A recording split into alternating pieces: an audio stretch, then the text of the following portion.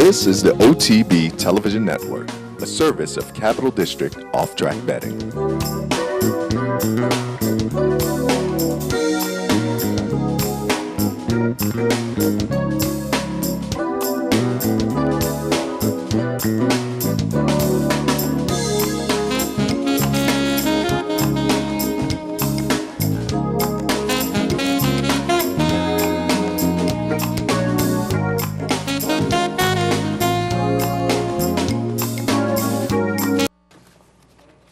Good morning and welcome to Loose on the Lead. We're we say loose. We're not kidding. Loose on the Lead on this Sunday morning. Seth Merrill, Equidaily.com, Steve Vick from Sirius and XM's at the races. Good morning, Steve. Good morning, Seth. Good morning, everybody. How are things in the North Country, weather-wise? Because around here, boy. I got to say, I almost tweeted at one point this morning when I got down here to Albany. One nice thing about 17-degree temperatures in November. When it gets to 45, it feels like spring. Walking around out there with like shirt sleeves today because 45 is the new 65. Crazy, right? I like that. The new 60, I like that. When I was living in Montreal, and 10 below was the norm during the winter, I would come home for something, maybe for Passover in April. And, back in Connecticut, it would be like, 45 degrees, 50 degrees. And I'm walking around like in a T-shirt. My parents are like, my mother, put on a jacket. Put on a jacket? It's like spring here compared to what I was dealing with living up in the Laurentian Mountains some week. And it wreaked havoc on schedules around racing. Laurel finished their turf season early. New York is going to persevere and get a few more turf dates in. And, of course, Churchill lost 2 days of racing. 1 day cancellation on Wednesday, first time since '86. And then first time that they'd had 2 days of cancellation since the early '70s. So historic, and of course what went on in Buffalo, historic in its own right. That was nuts. And Churchill, the deal there was they had some snow on Monday. I guess they were working the track 24 hours, but it just got ahead of them. It froze, and then you're kind of done as far as track maintenance. So they were keeping their fingers crossed to get Friday in, and they did, and they got Saturday in, held the stake on the grass as well. So we're going to see the stake, the Cardinal Handicap, a terrific 14-horse field, and even a preview of that. Delighted that Davy Carroll, who's had a very difficult year, only 80 starters on the year, only a dozen wins, and couldn't be happier for Davy Carroll getting that Cardinal win with Strike Charmer yesterday. Terrific race. There's actually a couple of nice stories out of that. Yeah, some tweets were floated out congratulating Dave Carroll on the win, too. So I think the sentiment was out there. And maybe we'll talk about it right. I mean, we'll see a bit of the race, but there's a lot of interesting portions to that story. The runner-up, Papa's Cat, Gary Sims, who has basically been cheating death now for maybe 2 years. I mean, they didn't. Yeah, you could throw the Cardinal up, sure. This is a great place to start because certainly in New York, as a longtime assistant, Davy Carroll, assistant to Shug McGahee, of course, the exercise rider for Easy Goer, and for Davy, and that's the 12 right there. Is it the 12 or the 9? Strike Charmer. 12 is Strike Charmer. Yeah, the 12 is Strike Charmer. 6 is Papa's Cat. Terrific. The horse to run second. This is a terrific performance by the horse and by Chris Landeros on board, who doesn't get that many stake wins. And look at her power down the stretch. 12-1. Well, and I got a tale of woe because Papa's Cat, I pushed Papa's Cat on everybody who's going to be an easy second here. I pushed Papa's Cat on everybody and then didn't bet the race right. I wheeled Papa's Cat on top, and including Strike Charmer, and ended up with nothing. Oof, that's $420 exact. Please, I don't know how I managed to do it. And I mentioned, I didn't bet the race at all, so I'm not breadboarding here, but I mentioned on Friday when we just took a quick look at this race, I mentioned Strike Charmer just quickly. Last race was Kentucky Downs, and over And I said, we may be getting outside the comfort zone, but I like the horses that came out of Kentucky Downs over about the month absolutely. after they moved out of Kentucky Downs. They seemed to do very well. And as I say, this horse has been a while. We're going back to September 13th, so it wasn't quite as potent maybe, but it turned out to be a 12-1. And she happens to be an interesting horse, Strike Charmer. You might remember the dam, Cat Charmer. Cortland Farm is Don Adam. And Bill Mott has had plenty of Don Adam horses over the years too, including Cat Charmer. And she was a nice horse. Her career was interrupted. And you have a very interesting story. You talk about the Kentucky Downs race. After that race, Don Adam told David, let's wait and point for the Cardinal. And she has basically for a month been ready to run. David was going to run her at Keeneland. And Adam said, let's wait, let's wait, let's wait. And that was not well publicized, frankly. And she was absolutely ready to explode, as you saw there. I mean, she beat a very good field in here. I'm Already Sexy, who beat her at Kentucky Downs. I'm Already Sexy, did what she does, which was lead from the bell, but gets overwhelmed here. And Papa's Cat, as I say, ran a great race. And believe me, around Churchill Downs, this was a very popular win between David Carroll and Gary Sims. Sims, when I tell you, they expected him to be dead 2 years ago, and he continues to just somehow defy the life expectancy with the cancer that he has. And so a really great story for Davey, who needed the win, and Gary Sims, who everybody's rooting for. Yeah, and as I said, there was the tweets out there that showed the sentiment was in that direction. All right, the guys can rack up the Delta Downs races. We'll hit on those now because those were kind of the highlight of yesterday. Absolutely. Obviously, the jackpot for $1 million. But we'll start things out in the Princess, which you have to think, we talked about it earlier on the Handicappers Report, may have some eclipse implications. Oh, no doubt. I said earlier, Take Charge Brandy upsets the Breeders' Cup Juvenile Filly at 61-1, and at that point, given Lady Eli's record, folks like to. I think a lot of voters like to just go with those Breeders' Cup winners, but it was an upset, and so Lady Eli, with her record, even though it was on the turf, was probably the direction most people would have gone with for that 2-year-old filly Eclipse right after the race, but. Now Take Charge Brandy validates that Breeders' Cup Juvenile filly with the nice win yesterday. She'll be the number 6 horse in the stretch run. And I was really interested to see where the betting public was going to go. They did make her the favorite, but not a crazy chalky favorite. It was 2-1. Skipaloot, the number 5, runs second. Number 10, Majestic Presence, runs third in here. But boy, it was a really nice effort from Take Charge Brandy. Again, as I say, validating what happened in the Breeders' Cup. And you saw what happened there when Skipaloot was leaning in on Take Charge Brandy. That'll happen when horses come together and they get hit like that. Take Charge Brandy, that obviously got under her collar, and she takes off away from Skipaloot and powers down the stretch under Paco Lopez. And this is a big win. And not only is Wayne Lucas going to take this win and advertise the fact that the Breeders' Cup Juvenile filly upsetter deserves added consideration for the Eclipse, he's talking about taking her to Los Alamitos and running her in the Starlet, in the Grade 1 Starlet.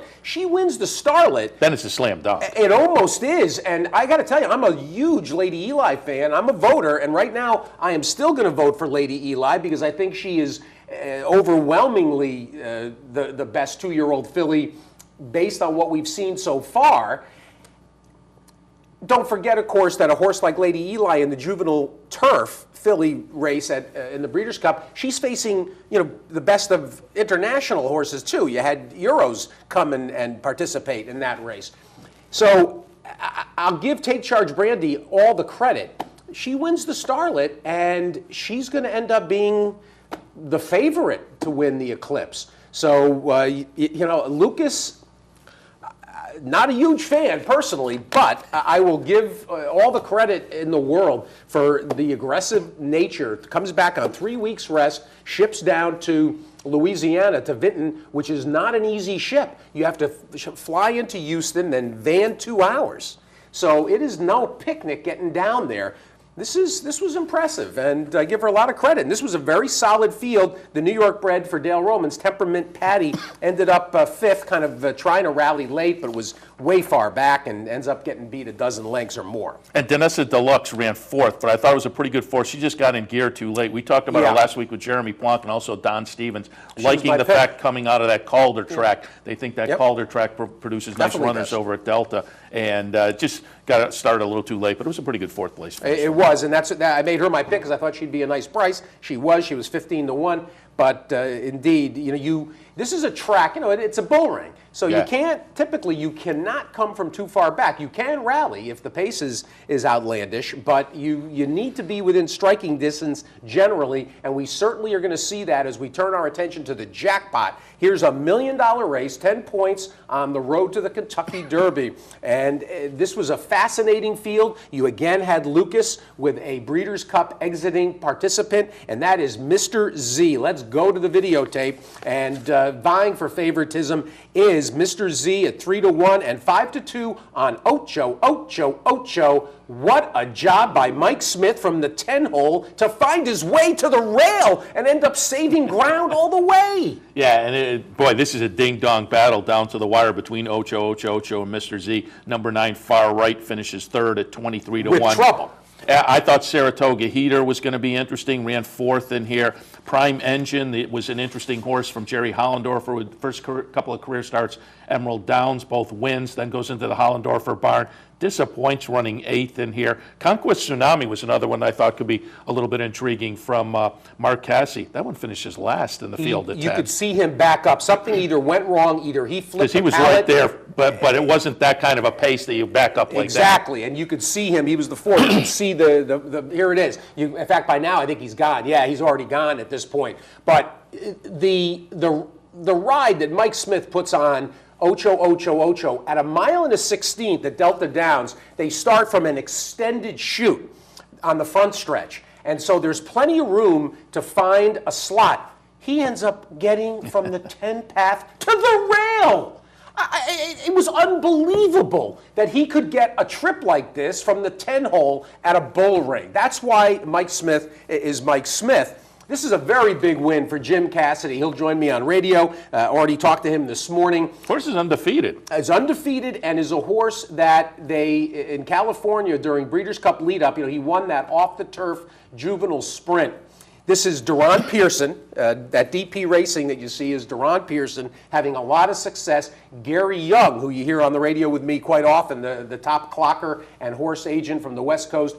Gary, of course, bought this horse at OBS, and they are having great success. Jim Cassidy and Gary Young and Deron Pearson. This is a serious horse, and Jim Cassidy, had been running him short, and with stretch out, he's only going to get better. This is a serious classic candidate moving ahead to next year. A $200,000 2-year-old in training purchase, 3 for 3. There's no speed figure yet. Mr. Z continues to. That was a good run from him. I took a shot against both of the Lucas horses I picked Mr. on Z. Saturday. But I was going to say, Mr. Z, though, was kind of he was an under-the-radar kind of wise guy horse in the Breeders' Cup Juvenile, and ran 5th that day. But he'd thrown in some good racing. The 2 second-place finishes up at Saratoga certainly showed some talent. And as I say, I took a little bit of a shot against, but that was a nice performance. I mean, as you saw, he just barely misses. And you can guarantee that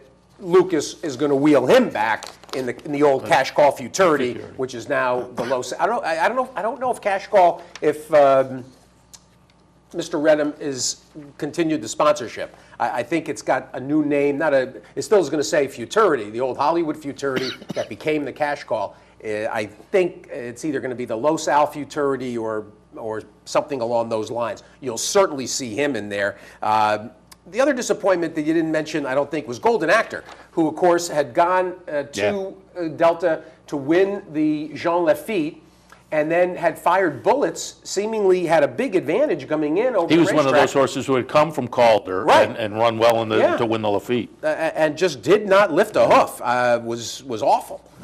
Big disappointment there. The rest of the card, and we'll talk about the mile, good old Sunbeam, the 4-year-old who now has taken up the mantle of Star Guitar, wins the mile for Ron Fauchot. And wins it very nicely, too. I was surprised 4 to 5. That seems short to me because Grand Contender was the winner last year. Grand Contender, the second choice at 2 to 1. kind of a scratch-reduced field. Code West, Mighty Brown, Mystery Train dropped out, so there was only a field of 5. But at 4 to 5, boy, Sunbeam, when they get into the stretch, he's the number 4 horse. He just runs away and hides from these. But he is a horse for a course, and B, a very nice performer down there on those Louisiana tracks for Ron Fauché. Yeah, this will be a horse you'll see this horse win.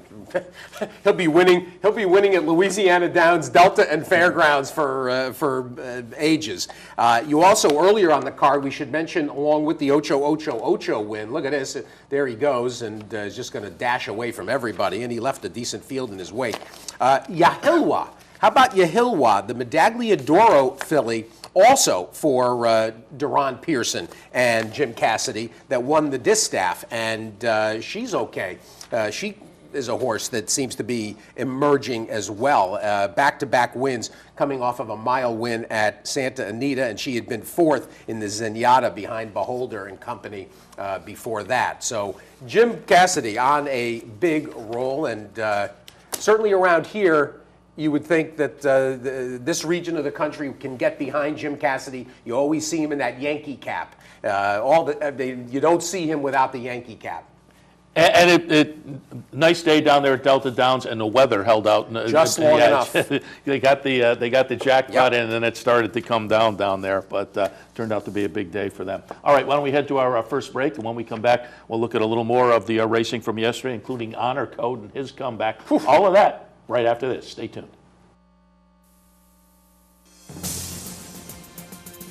Go Zephyr kicking clear, and Go Zephyr is pulling away impressively. Historical Lady Ginger Punch to win it. And it's Wilco in front, and he's going to pull off a huge upset here. But it's Round Pond going on to take the distaff. Awesome again. Sire of 10 Grade 1 winners, 4 Breeders' Cup champions, and 4 multimillionaires, standing at Adina Springs.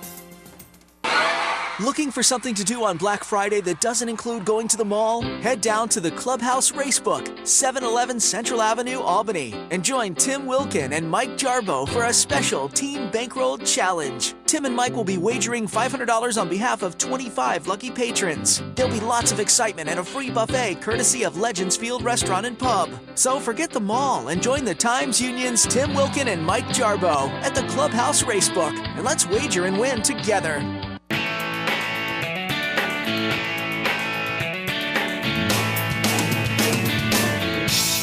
It's more than just a sports bar. It's Stadium Cafe. Located at 389 Broadway in Saratoga, it's the place to be for great times and great food.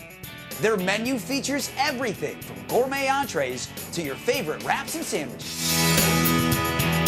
Or maybe you just want to grab a beer and catch the game. So what can be better than that? How about 2 Stadium Cafes? There's also the Westside Stadium, right up the road at 112 Congress Street. Same great menu, same great service. Whether you're hanging at the bar or just relaxing outside on their spacious covered patio, you'll always leave knowing you'll be back again. We love, above all, the staff. We love Dave Harmon, and the food is fantastic. Not 1, but 2. 112 Congress Street, 389 Broadway. Guaranteed to be a home run. And welcome back to Loose on the Lead. Seth Merrow and Steve Bick. As noted before the break, we'll touch on some more of yesterday's racing. Yes? We should touch on our guest. Oh, absolutely. Yeah, 20 promo. minutes in, and we haven't said who's going to be on the show today. Just Steve Christ. And we'll talk a little bit about an article just recently talking about the recent New York Racing Association board meeting and whatnot, and what was talked about there. We'll hit on some of that and more in a few minutes. But yesterday at Aqueduct, the comeback race for Honor Code. Honor Code, of course, in 4 career starts, had shown plenty of promise and was a high hope on the Triple Crown Trail, but came out of the second place finish, the Social Inclusion, in March, and went to the sidelines subsequently. You know, it was a funny place for a comeback, but I guess the horse was just ready. You know, middle of November, 6.5 furlongs at Aqueduct, but the horse is ready, and we'll watch the stretch run here. I think we'll watch the whole race. I think we do have to watch this whole race. Honor Code is going to be the number 8 horse in here, so I'll let you take it away out of the gate. Look for the green jacket falling back behind right now. See him right there, popping onto your screen. He's going to settle. Again, he's number 8 horse, so you can watch the Chicklet also. There you go. The 4 down in the corner and the 8. Now you're going to lose on Honor Code off the screen. You know, he had a variety of hiccups, including some oddball stuff on the hind leg and a little bit of had a little cleanup. He had a little tear as well, a little suspensory tear, and basically just needed to freshen up. Off 8 months. And Shug McGaughey, in this kind of a setting, this is not Shug's strength, bringing a horse back like this, and especially a horse you would think that needs more distance. In the meantime, up on the front end, here's Royal Courier zipping along pretty good and getting pressure from 80-1 Green Grotto. Now all of a sudden, there you go. There he is with the Blaze and the green jacket. Watch Javier Castellano with a wall of horses in front. Where's he going to go? Should I go there? No. I better go here. And he gets lucky because Monster Mash goes and starts to bear in, and that opens a hole for Castellano. If he had committed inside earlier, he might have had trouble. But look at this, without urging, 6.5 furlongs. Are you kidding? A 106 buyer. And by the way, the horse that he caught, Mali, that's a very nice horse from Shadwell of Kieran McLaughlin. Artie Magnuson had him ready to run. He's a 4-year-old, a 104 buyer. So in one race, we get 2 comebackers, the 3-year-old Honor Code, the 4-year-old Medley, and a nice addition. And of course, they'll both probably stretch from here. Honor Code, you would think, is going to, I imagine, go from here down to Payson Park and start to get ready for something in Florida. I imagine the Don Handicap has got to be on their, on their screen. That's kind of what I was supposing earlier. It's Shug, so Florida's got to be next. Of course, the one issue, the one thing, and Andy Serling and I talked about this the other day. The one thing you wonder about with him is his running style, and you go back to Gulfstream. You're dealing with that same situation that when you try to rally at Gulfstream on a track that is invariably helpful to front-end speed, you wonder if Shug's going to go running back there. The Don's a mile and an eighth. I'm anxious to hear what Shug's going to say. Yeah, you could maybe suppose go over and get on that handicap trail over in New Orleans with Fairgrounds, except that's not Shug's MO. Shug ran in the allowance race for Gulfstream that we saw and got beaten by Social Inclusion. I think he'll stick there regardless of I think you're absolutely correct, though. His running style not necessarily suited to that racetrack, but I don't know that we're going to move around too much. There's another aspect of this horse that's a little different. And that is the ownership. This is not a Phipps, this is Lane's End, the Farish. And you do maybe wonder if the World Cup would emerge on their, if it was the Phippses, you wouldn't necessarily think that they would start pointing for the Dubai World Cup with one of their horses. But Farish, Del Ridge, they may have a slightly different agenda, and I think they'll be, with the return to dirt at Meydan, you wonder if they won't think about that. Another thing that came up within the past week, and then we'll toss this in with some news from the past week, you wonder if the World Cup will be affected at all also by the boost in price of the big cap. Santa Anita kicks their purse up to $1 million. That's going to keep some folks home, you would think. A little bit. I think you probably have two different, not necessarily. You have 2 different kinds of horses, but... the purse, obviously the Dubai World Cup, the purse is much more. But when you can get $1 million and stay home, because you go to Dubai, then you're out for another couple of months. You got to come back. Well, you think about Bayern as the obvious horse that when it comes to Baffert loves going over there, and you could best believe that he would love to go win the first race back on dirt at Meydan. So that's interesting. We'll see what after the first of the year where we go. But this is certainly an encouraging return for Honor Code, who just overwhelmed that group. But Mallee, don't lose track of that one either. Maleeh for Kieran McLaughlin, Artie Magnuson and company in the Shadwell. Yeah, maybe a couple of horses. We talked earlier on the Handicappers Report about it. Maybe a couple of horses that will add to the handicap division of 2015. And it's going to be interesting to see if we can regroup and make another run at having a very strong handicap division. Palace Malice will come back. It looked so intriguing early last year and then kind of fell apart. And we talked on the Handicappers Report earlier that the older Eclipse for 2014, I thought Palace Malice probably is in the leadership position right now, but it's going to be interesting to see because the division did fall apart by about midsummer. That's a good point too. And who does that leave you with in terms of the older horses? And I hadn't even thought about who I'd vote for there. It could end up, obviously Main Sequence is your turf horse, and he probably still is going to get plenty of Horse of the Year consideration. How is he not under the current era where Wise Dan won back-to-back handicap division horse honors? So that's a good question. It'll be interesting. Also, I just wanted to toss in because I mentioned the handicap division over the Fairgrounds. Fairgrounds opened a couple of days ago, and boy, there's going to be a lot of scrutiny on that meet this year. Well, everything. I had Marcus Hirsch on Friday or Thursday, and everything seems to be pretty copacetic. They ended up, they did lose some outfits that were concerned about the way the turf course situation was unfolding. But Churchill, their feet were held to the fire by state legislative powers as well as local New Orleans interests.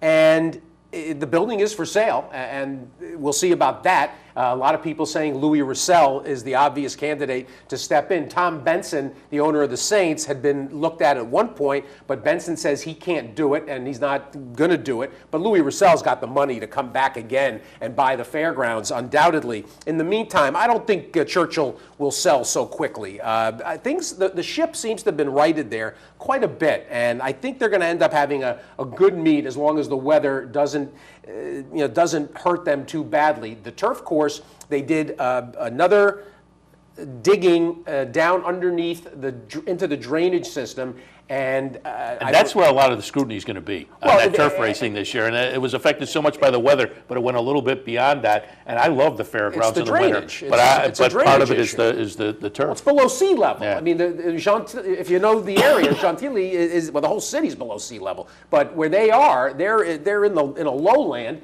and it's tough. And so the drainage has been a problem for a long time.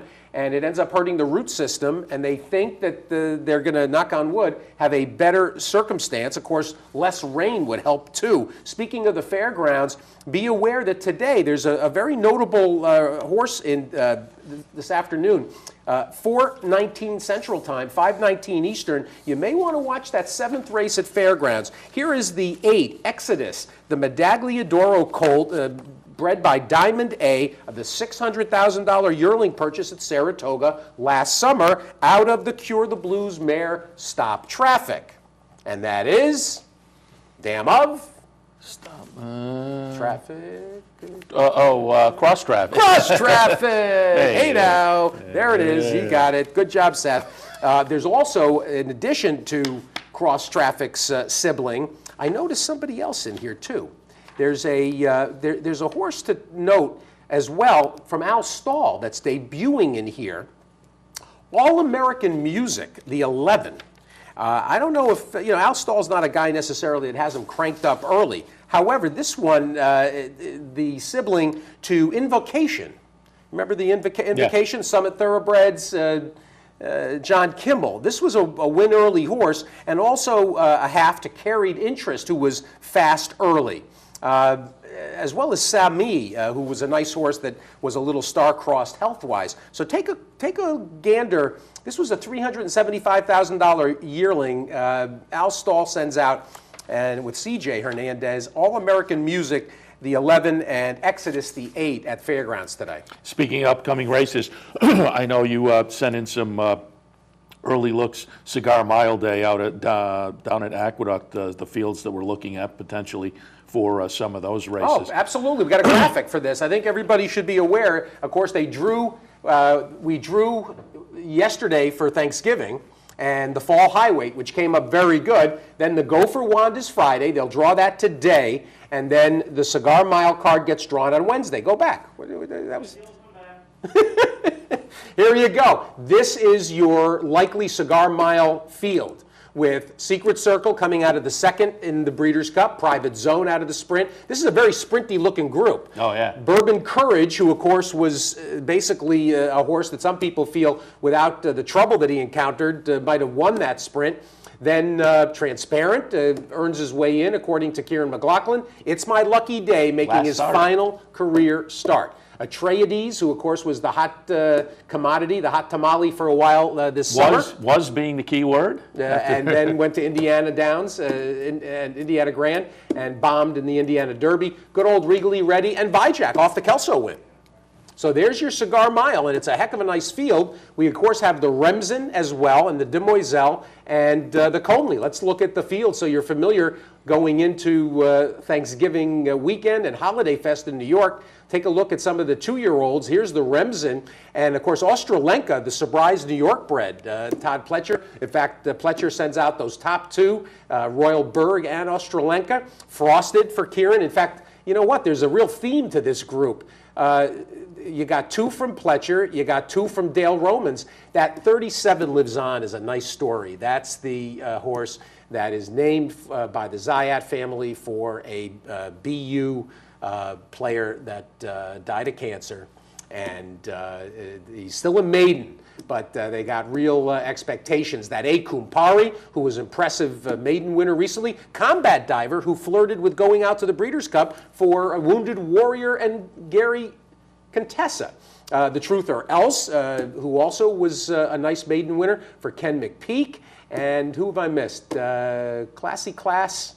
Classy Class, I don't think I know Classy Class.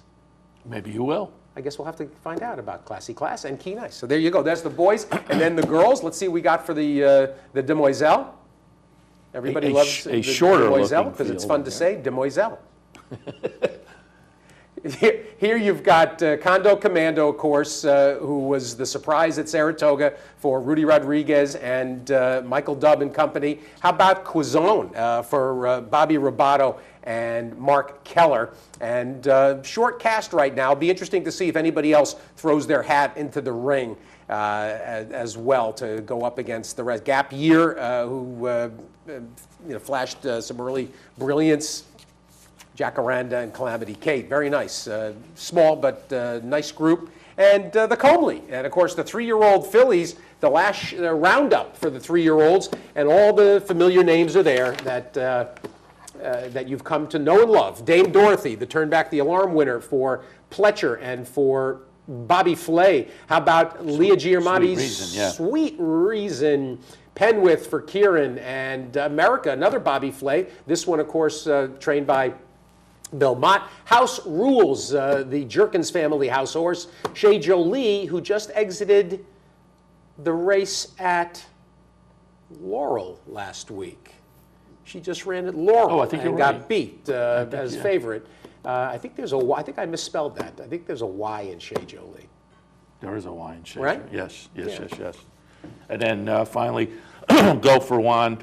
That draws today. Look at this group. Nice group of 10. Jimmy Toner's Moment in Dixie. Good field there. And I just wanted to toss in before we go to the break, they've also drawn, and in fact the past performances are out for a Wednesday night's Fabulous Strike down at Penn National. Go off about 7:20 Wednesday night, the night before Thanksgiving, couple $100,000.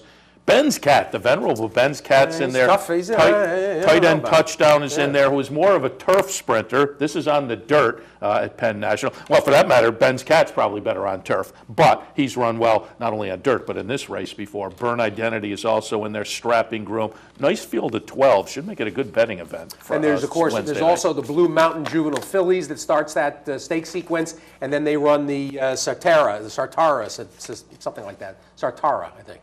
And also on Wednesday, the Zia Park Derby. Well, it's more than just the Derby. You got the Derby, the Oaks, the Distance Championship, and the Distaff. And that's always a very nice card at Zia Park. The one race we didn't talk about, congratulations go out to Lubash, who just continues to amaze, and he went over the $1 million mark yesterday, winning, of course, down at former Calder. Here it is. Watch this. Gotta love it. Lubash goes off as the even money favorite, and just too good for them. He's going to corral Reporting Star and get by them all. Here he comes. Very steady advance. And Lubash, what a great story. The New York bred. What is he? How old now? 6 or 7? Lubash, 7 years old. 7 years old. He'll Son be of back as an Freud. 8-year-old. And look at that, what a mess that Christophe course Clement, Brice Blanc. Brice Blanc Road, and over $1 million in earnings for the New York bred. And by the way, Steve Lehman and John Easton, they won the other race for the girls. And of course, those partners are the partners with Jerry Frankel and company and Peter Bradley in Day at the Spot. So congratulations to them as Daring Kathy, I should say, wins the My Charmer on apparently Kathy Eaton's birthday. Oh, nice. Speaking of birthdays, happy birthday to you. Thank you. 55 and dumber than ever. But you're the speed limit. Hit the speed limit. Look at that. Absolutely. And we're going to run it on Thanksgiving. We've got Williams Lucky Gray in the 6th on Thanksgiving. Oh, very nice. So I'll either be in great mood or I'll be miserable for Thanksgiving. It'll either be burn the turkey or turkey. And be throwing stuff at people. No, I'm just kidding. All right, we'll head to our next break. When we come back, Steve Christ from the Daily Racing Forum. We'll talk with him right after this. Stay tuned.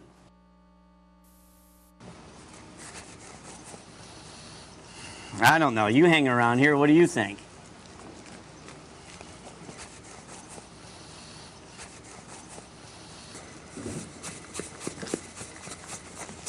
The Capital OTB Handicapping Challenge Series is back. That's right. The 2014 Capital OTB Handicapping Challenge Series is back, and it's your chance to win thousands in cash and prizes, and a seat at the 2015 Handicapping Championship in Las Vegas. This month's contest is the Capital Cup on December 6th.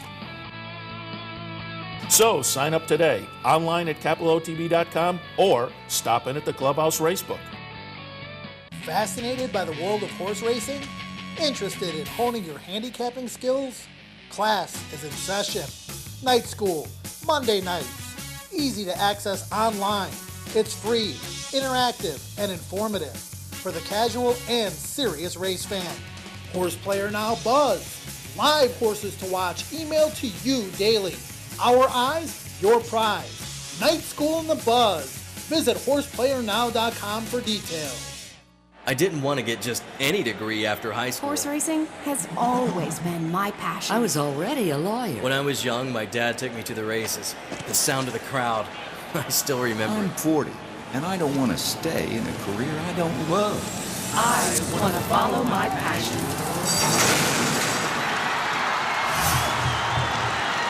Follow your passion at the University of Arizona Racetrack Industry Program.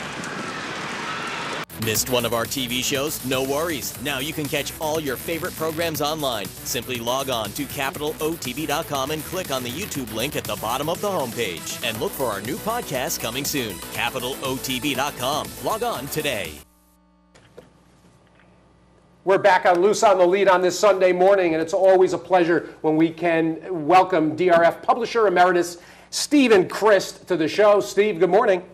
Hey, Steve, how are you? Excellent, and had to reach out to you because you wrote what clearly is a blueprint for everybody looking forward to how NYRA will be situated and reconfigured yet again once the current incantation comes to an end. And in light of the board's meeting last week, you really just said all the things that needed to be covered about where they are right now and maybe some of the smart things they are deciding in these early stages.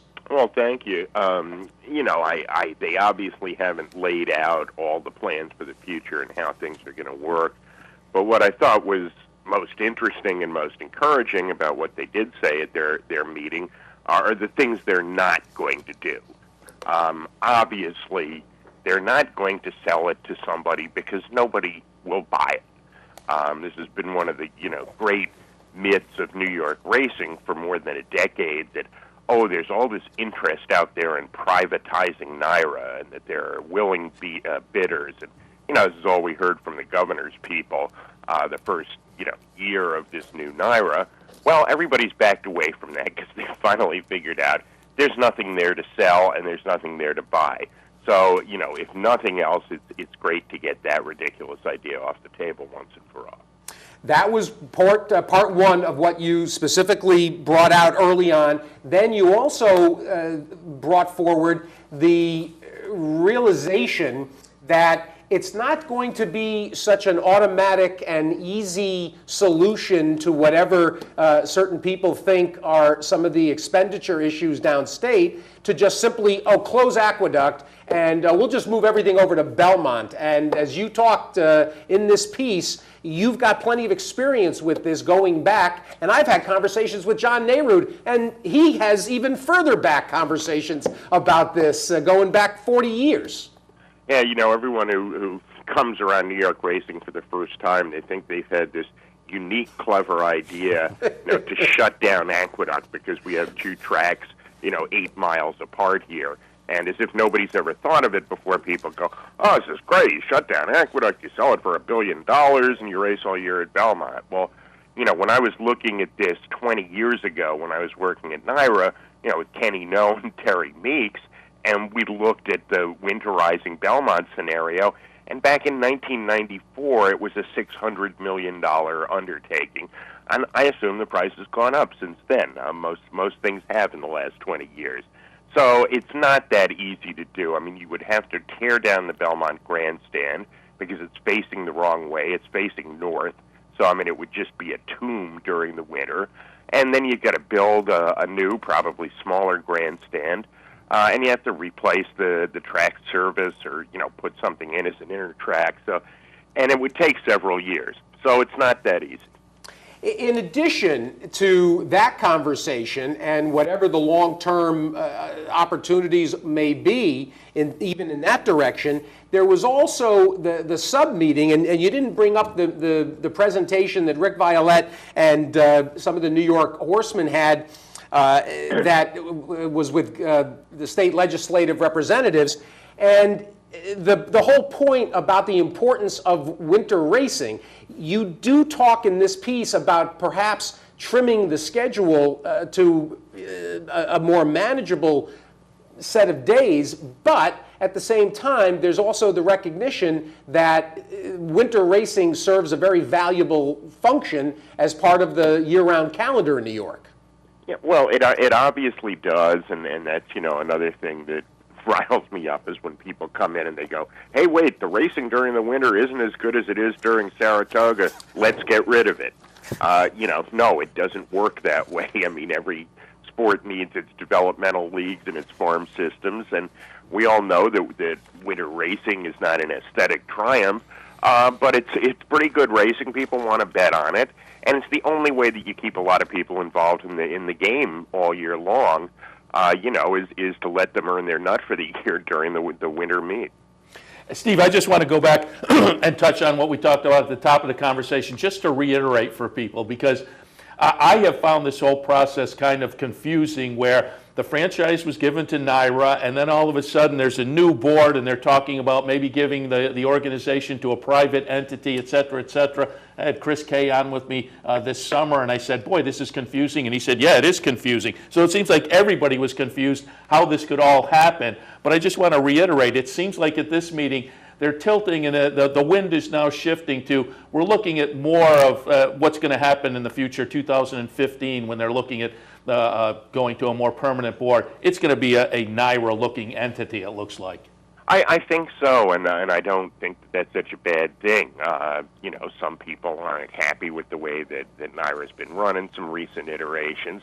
But, the idea of it is an excellent one, to make it a not-for-profit, served by trustees who are unpaid and who are horse owners and or horse enthusiasts, and that it's all about the racing. Not that it's some political body or that it should, be under the governor's thumb or anything like that. So if you could really get back to the original idea of NYRA back in 1955, I think that would be the best structure going forward.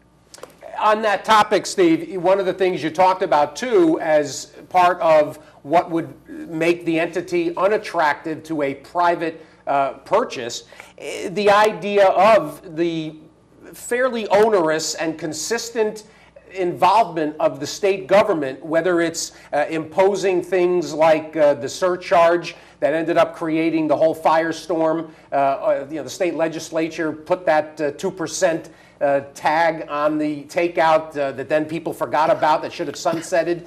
People think that NYRA somehow had asked for that money. They hadn't. It was the state legislature. In terms of some of the other portions of the state's ham-handed involvement, do you foresee an opportunity for that to end at any point, or are we just going to forever be involved in this rather tenuous relationship between whatever entity is managing the business at NYRA and those that are looking to pilot fish and parasite off of it? Well, I don't have any enthusiasm that, government's going to say, hey, we've decided to get out of racing because we don't belong there and don't know what we're doing. I mean, that's the truth, but, when's the last time you saw politicians say, we're not going to use something as a patronage dumping ground anymore? And, that's not going to happen. But I think what can happen and may already be happening is that finally, at least this governor's administration has realized there's no traction on this issue. The public doesn't care about it. I think that Cuomo thought that he was going to come in on a white horse and, look, I'm the man who saved racing. But, nobody believes that. Nobody cares. And he's got his own popularity problem. So I don't think that, they see the same opportunity to use NYRA for their personal political gain that they might have a few years ago. And, personally, I think it'd be great if they just lost interest and walked away from it. What can be done from your perspective in terms of the current management and their level of understanding or awareness in doing some of the things to attract more handle and more profitability, even beyond what has already been accomplished? The way that they have improved the bottom line is by cutting expenses, but long term, a much better and viable concept is to increase handle and make more money that way. And that includes maybe educating somebody on takeout and getting back to what Barry Schwartz was so successfully doing, lowering takeout on a consistent basis. I think people have conveniently forgotten that. Both Charlie Hayward and Barry Schwartz were very much in tune with the horse players' needs. How do we get that message redelivered? And it even goes back farther than that. There were takeout reduction experiments in 1974 and 1978. And, everyone acts as if lowering the takeout is some kind of, theoretical construct by pointy-headed mathematicians that hasn't been proven. It's been proven every place it's ever been instituted. Takeout goes down, handle goes up. It's a very, very simple equation. And, there is plenty of proof there. And again, I think the more you can get government out of this, the more you could write legislation that would allow the track operator to set the rate of takeout, within some kind of reasonable parameters. The other element of a lot of the discussions, and you didn't go near it for the purposes of your opinion piece, but the situation involving the alternative gaming revenue and how it's being used. In terms of where things stand with the big day concept and some of the way that's being looked at, and of course nothing happens overnight, but give not a final say, but from your viewpoint, are the directions that certainly Martin Panza has instituted, do you think that we're on the right track in the way things are being scheduled in that regard? Yeah, I do think we're on the right track. And, Martin's trying some things and he doesn't expect all of them to work. But, we are in an age of declining fall crops. It's really starting to hit, this year. I mean, even though we've been talking about it for 3 or 4 years, the declining fall crop issue is beginning to hit the racetrack. And we just can't have as much racing as we used to. And maybe we're going to race, someday 4 days a week, 8 races a day during the winter in New York. Now, you couldn't do that now, even on an experimental basis, if you wanted to, because there are dopey laws in place, like one mandating that NYRA runs 250 days a year. And that's the kind of area that government's got to get out of. NYRA knows better than any legislator what its horse population is and how many decent races it can reasonably run. And if they want to try cutting back 20 days or taking a month off this winter or, any of those things, they should be able to do that without going through 3 different, fake government panels. Steve, I want to get back to something else that was discussed at the board meeting last week, and that was of importance to us up here in upstate New York. It seems like they firmed up the 2015 schedule at Saratoga to mirror what we had in 2014. I'd just like to kind of get your thoughts and your opinion on what was being discussed. As somebody, a fan of the game, a pundit, you're up there at Saratoga very often, but also you were at NYRA itself for a couple of years. The situation they were looking at of 8 weeks, 5 days a week. My thought is always, I think at some point you're going to get to the point where you kill the goose that laid the golden egg. And once you do that, I don't know whether you can get back. And so just your thoughts on expanding Saratoga date-wise. I would hate to see us have any more racing up there. I mean, obviously the product become diluted, and going from 24 to 40 days. And I think any more that you extend it, it's just going to get more diluted. Now, I understand NYRA's position and problem, which is that, they lose a bunch of money at Aqueduct, they break even at Belmont, and they make money at Saratoga. So anyone walking in and looking at it as a business would say, well, yeah, let's have more of that good Saratoga and less of that bad Aqueduct. But it doesn't work that way. You can't just open for 40 days a year because that's the profitable track right now. It's, you need the entire infrastructure and you need the year-round racing structure. Steve, one of the other things that we keep hearing as part of these discussions, and that is NYRA and New York Racing consistently leading the industry. And of course, NYRA's handle, it represents a very important portion of the overall nationwide handle. One of the conversations that hasn't worked its way at all into any of the board discussions, health and safety and welfare certainly comes up in these meetings, and they've got their subcommittee groups that discuss and present. But one more time on Lasix and race day meds, where do you think NYRA long-term has to be in this conversation, as a leader or more as a reactor to industry-wide sentiment? Well, I guess more the latter of those two things. The Lasix issue, it's so explosive and so contentious, but I think the reality is that, just as 98% of horses are racing on it, 98% of trainers want it to continue to be available, and, no disrespect to the people who think they're on a crusade to ban this evil medication from the sport. I think they truly believe that, but they're in a distinct minority, and I don't see it changing.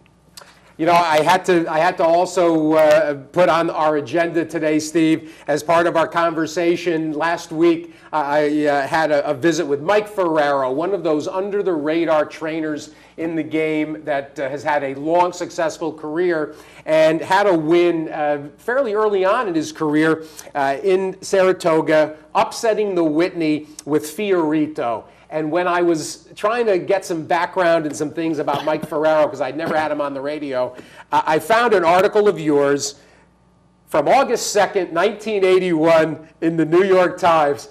And I got the biggest kick out of it and your coverage of what really was an amazing story at the time, a New York bred winning one of the most important Grade 1s of the year. You have to remember that in 1982, the very idea of a New York bred competing at that level was kind of ridiculous, much less winning the Whitney Handicap, the big race of the year for older horses up there. And, I was looking at the news story after you sent it along to me this morning, and I'd forgotten all these really good horses were scratched from that year's Whitney. I mean, Amber Pass got sick the night before the race, and Gloria's Song came up with a drug positive, and Temperance Hill, they were looking for rain and they didn't get it. So I don't know that Fiorito could have beaten those three horses, but everything else worked out for him. Well, what are the greatest lines? I don't know if in today's media landscape you would use the line when you suggested that the elite of the game viewed New York breds something akin to donkeys. Yeah, I think that's fair. Perhaps I was being a little writerly, but it's not far off. Broke through the gate, Les Hewlett on board. Yeah, I remember it. I was there that day. Steve, we've got about a minute left. I wanted to touch on something just because you wrote about it a couple of weeks ago, and we talked earlier in the show about how the handicap division kind of fell apart this year. I'm looking at Palace Malice as maybe being kind of the last guy standing as far as the older Eclipse. But you wrote a nice article about this, that the older dirt horses maybe deserve an Eclipse of their own so that Main Sequence doesn't follow in Wise Dan footsteps and capture the older male Eclipse award this year. Yeah, I mean, the game has changed to the point where I think we need to insert the word dirt into the name of that Eclipse award. I don't think it was ever anyone's intention to give the best grass horse in the country 2 Eclipse awards every year. We have a category called turf horse. And, the older male title, rather than duplicating that, I think it's time to think about calling it older dirt male. Yeah, I think there will be a lot of people who agree because, as you say, there's already a category for the turf horses. So to duplicate it, it just seems redundant, and it'll be interesting to see what happens this year in particular. As I say, to me, Palace Malice is interesting, but we've seen with Wise Dan. That's who I plan to vote for is Palace Malice. I mean, he was the best dirt horse in the country this year, and I mean, I'm sorry his season got cut short. But, we are not entirely fair to horses who have a great first half of the year. And we seem to like one race in November rather than 4 from January to June. Well, and that's of course a problem of the Breeders' Cup in general. Became the 800-pound gorilla. Yeah. It just dominates everybody's ballot at the end of the year, Steve. It's crazy. Yep, and it's just I think it's just gotten a little out of hand. And look, some years the handicap division there is no good horse. But, look, people approach these awards differently. I remain shocked that Bayern is not the consensus horse of the year. I don't know what more you want a horse to do. And to say, well, I thought there was a foul in the race and he should have come down, so I'm going to vote for Main Sequence. I just, strikes me as an abdication of your responsibility as a voter. Well put. Steve, we're going to wrap, but we know what you're thankful for. We're thankful that you're with us, and wish you and Robin a happy Thanksgiving and continued good health. Well, thanks, and best wishes to you guys as well.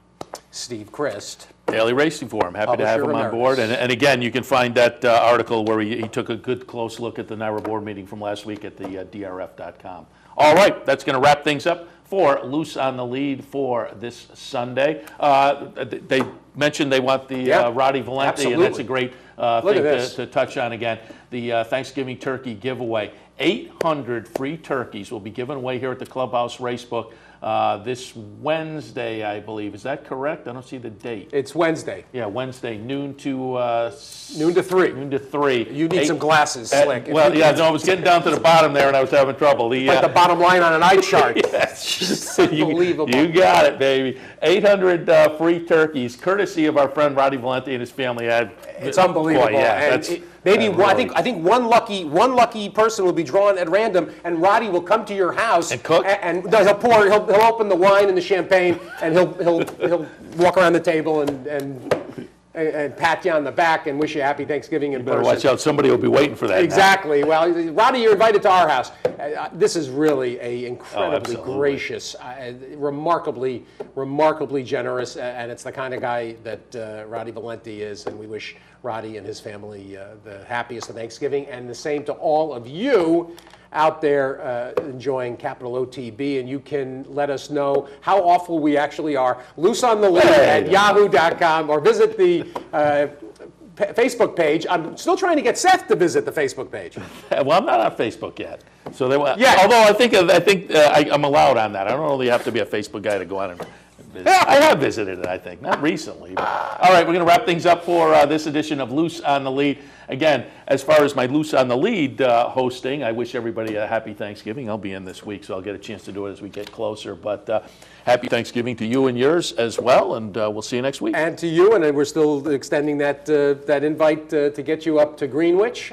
And I wish everybody a happy Thanksgiving, and we will see you on the radio. Off on Wednesday and Thursday, but we'll have live radio on Friday Monday, Tuesday, best of Wednesday and Thursday. Replays here on the network right. the next morning. All right, that wraps things up for Loose on the Lead. We're here every Sunday morning from 10 until 11 a.m. We'll see you next week.